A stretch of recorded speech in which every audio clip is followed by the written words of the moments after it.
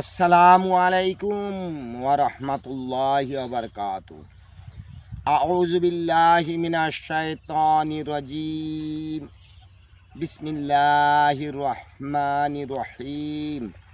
মাহে রমজান মুবারকবাদ আপনাদের সকলকে জানিয়ে আজকে লেখনী মাহে রমজান মহান করুণাময় আল্লাহ পাক প্রত্যেক মুসলমানের জন্য রোজা ফরজ করেছেন এবং জান্নাতের শীতল হাওয়া তার সঙ্গে সঙ্গে আল্লাহ পাক বেনিয়াজ সমস্ত রহমতের শান্তির দরজা খুলে দিয়েছেন। রমজান মাসের রোজা 10-10টি করে 3টি ভাগে ভাগ করেছেন।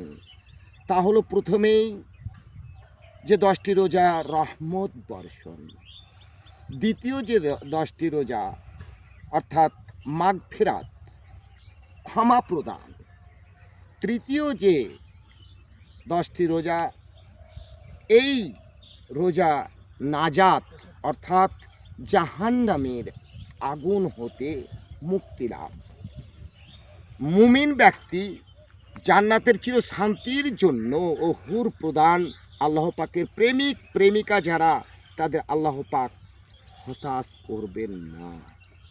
প্রিয় নূর নবী হজরত রসুল করিম সাল্লাল্লাহু আলাইহি সাল্লাম বলেন, রমজান মাসে যে ব্যক্তি নিজের গুনাহ মাফ করাতে পারল না সে ব্যক্তি ধ্বংস হয়ে যাক। আল্লাহ পাক সকলকে রোজা, নামাজ, হজ, যাকাত দেওয়ার তৌফিক দান করুন। আল্লাহুম্মা আমিন।